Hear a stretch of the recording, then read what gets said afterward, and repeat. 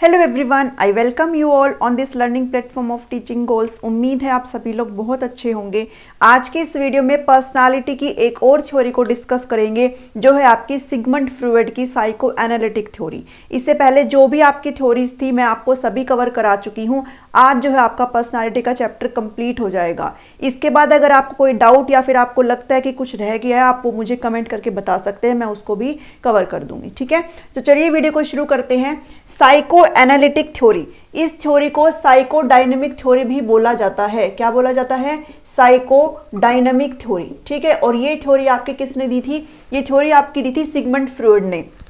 इन्होंने जो है साइकोसेक्सुअल थ्योरी भी दी थी, जो मैं आपको बाद में कवर कर दूंगी। ठीक है, अब इन्होंने क्या किया था? इन्होंने किस पे एनालिसिस किया था? इन्होंने एनालिसिस किया था किसको?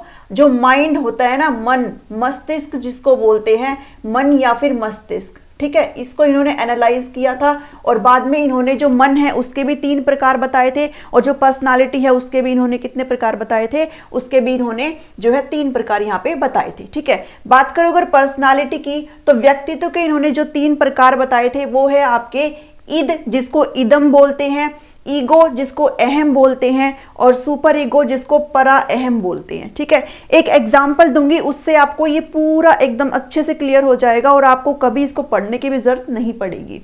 देखिए, अगर ईद की बात करूं तो ये लोग वो होते हैं जो सिर्फ किसके बारे में? सिर्फ अपने बारे में सोचते हैं। इनको किसी दूसरे से कोई मतलब नहीं होता है। इनका जो लेना देना वो सिर्फ स्वयं से होता है, खुद से होता है। सिर्फ अपने ही बारे में सोचते हैं। इनको समाज की नहीं पड़ी होती है, इनको कोई मोरालिटी यानी कि नैतिक मूल्यों को भी इनको नहीं पड़ी होती है। ठीक है, ईगो जो होते हैं वो किसका बैलेंस होता है? ईद और सुपर ईगो का बैलेंस होता है। ठीक है, इनके बीच में आता है क्या? ईगो। ठीक है, ये लोग पहले अपने लिए सोचते हैं और बाद में दूसरों के लिए सोचते हैं। एग्जांपल मैं आपको बाद में दूंगी, पहले मैं आपको बता देती हूँ। ये लोग पहले ये सिर्फ अपने लिए सोचते थे, ये अपने लिए पहले सोचते हैं, बाद में दूसरों के लिए सोचते हैं। जबकि जो सुपर ईगो टाइप की पर्सनालिटी होती है, ये दूसरों के लिए सोचते हैं, अपने लिए नहीं। ठीक है, तो ये वाली जो पर्सनालिटी है वो एक तरीके से कैसी बुरी पर्सनालिटी में आ जाती है, और ये वाली जो पर्सनालिटी है वो कैसी अच्छी पर्सनालिटी में ये आ जाती है। ठीक है, एग्जाम्पल इसका मैं लेके चलती हूँ। देखो, मान लो कि मेरे पास कोई नोट्स है, ठीक है, और वो इतने अच्छे नोट्स है मेरे पास कि भाई उससे मैं पढ़ के कोई भी टेट एग्जाम को क्लियर कर सकती हूँ। ठीक है, और मान लो अगर मेरी फ्रेंड को पता है कि मेरे पास ये नोट्स है, और अगर वो मुझसे ये नोट्स मेरे से मांग लेती कि भाई तुम्हारे पास तो है नोट्स, तुम ये नोट्स जो है मुझे भी दे दो, मेरी भी क्या हो जाएगी? इससे हेल्प हो जाएगी। तो अगर मेरी पर्सनालिटी कैसी है? ईद पर्सनालिटी है, तो मैं उसको साफ तौर पर जो है स्पष्ट उसको क्या कह दूंगी कि नहीं, ये वाले नोट्स मैं तुम्हें नहीं दूंगी। वो चाहे कितनी बार भी जो है मुझे आग्रह करे, चाहे कितनी बार भी मुझे बोले, रिक्वेस्ट करे। लेकिन अगर मेरी ईद पर्सनालिटी है, मेरी अगर इदम पर्सनालिटी है, इदम व्यक्तित्व है, तो मैं उसको चाहे कुछ भी हो जाए, मैं सिर्फ अपने बारे में सोचूंगी। चाहे मैं उस नोट्स को पढ़ूं या ना पढ़ूं, चाहे मैंने उनको 2 साल से अलमारी में रखा हुआ है, मैंने उनको खोला भी नहीं है, लेकिन फिर भी वो नोट्स मैं उसको नहीं दूंगी। तो ये किस तरह की पर्सनालिटी है? वो है ईद पर्सनालिटी में आता है। ठीक है, इदम व्यक्तित्व में ये आता है। ईगो की अगर बात करूं तो अगर वही फ्रेंड अगर मुझसे नोट्स मांगती है तो मैं क्या करूंगी? अच्छा बहन ठीक है, पहले मैं पढ़ लेती हूं और उसके बाद में मैं तुम्हें ये नोट्स दे दूंगी, तो तुम भी इसको पढ़ लेना। तो पहले मैंने क्या किया है? अपना भला किया, और बाद में मैंने उसके लिए सोचा है। तो ये कैसी पर्सनालिटी है? ये पर्सनालिटी है कैसी? अहम, यानी कि ईगो पर्सनालिटी है। सुपर ईगो लोग वो होते हैं, अगर वो मुझसे नोट्स मांगती है तो मैं उसको कहूंगी, ले बहन मेरा क्या है, मैं तो कहीं से भी पढ़ लूंगी, एक काम कर, ये वाले जो नोट्स है वो तू ले जा और जो है अपना एग्जाम अच्छे से क्लियर कर, और जो है अच्छे नंबर लेकर क्या, मेरा क्या है, मैं तो कहीं से भी पढ़ लूंगी। ठीक है, तो ये जो पर्सनालिटी है वो कैसी होती है? ये होती है सुपर ईगो, यानी कि अपने बारे में ना सोच करके दूसरों के बारे में सोचना। ठीक है, तो ये 3 पर्सनालिटी के टाइप थे जो किसने? सिगमंड फ्रॉयड ने बताए थे। आई होप आपको एग्जाम्पल से समझ आया होगा। ठीक है, नेक्स्ट अगर बात करो तो इन्होंने मन को एनालाइज किया, और मन के भी इन्होंने कितने प्रकार बताए हैं? मन के भी इन्होंने जो है कुछ 3 प्रकार बताए हैं, जो है कॉन्शियस माइंड, और दूसरा है सबकॉन्शियस जिसको अर्धचेतन बोलते हैं, and third one is unconscious जिसको अचेतन जो है मन वो बोलते हैं। ठीक है, कॉन्शियस अगर माइंड की बात करूं तो प्रेजेंट में आपके माइंड में जो कुछ भी चल रहा है वो किस में आता है? वो आपका चेतन मन में आता है, यानी कि कॉन्शियस माइंड में आता है।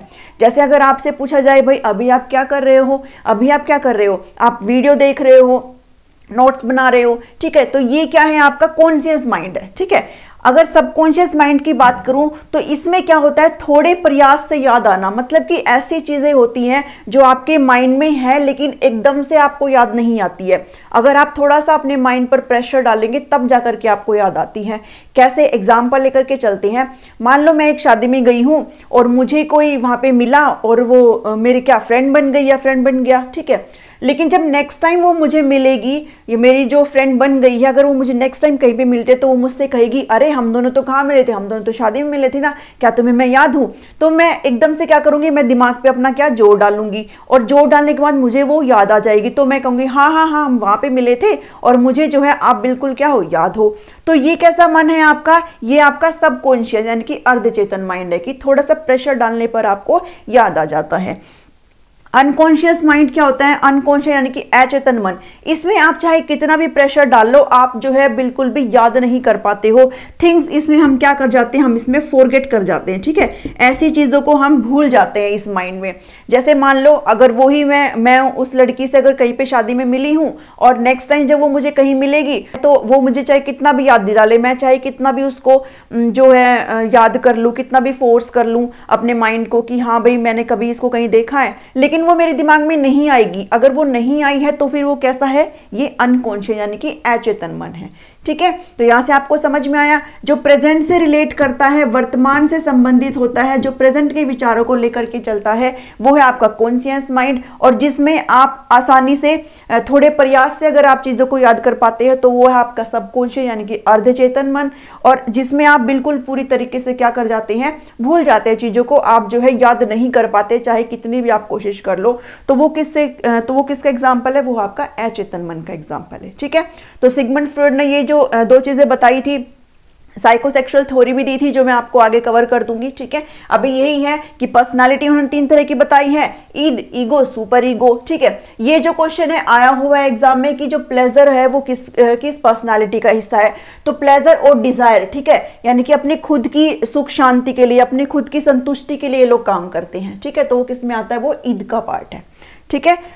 ईगो जो होता है, इन दोनों का क्या होता है, बैलेंस होता है, ईगो और ईद और सुपर ईगो का। और जो सुपर ईगो होते हैं वो बिल्कुल जब दूसरों के लिए पहले सोचते हैं और अपने लिए नहीं सोचते, ठीक है। तो आई होप आपको यहाँ से चीजें समझ में आई होगी। वीडियो को अगर पसंद आता है तो आप इसको जरूर लाइक करें, और आपको अगर कोई डाउट रहता है तो आप मुझे कमेंट सेक्शन में कमेंट कर दिया करें, मैं आपको जो है उसका जो रिप्लाई है वो कर दूंगी, ठीक है। चलिए आज के इस वीडियो में इतना ही है, मिलती हूँ आपसे नेक्स्ट वीडियो में। और नेक्स्ट कोई जो टॉपिक आपको अगर चाहिए तो कौन सा टॉपिक आपको चाहिए आप मुझे आज कमेंट करके बता देना, ताकि कल मैं वो टॉपिक आपका स्टार्ट कर सकूं, ठीक है। चलिए, thank you, thanks for watching.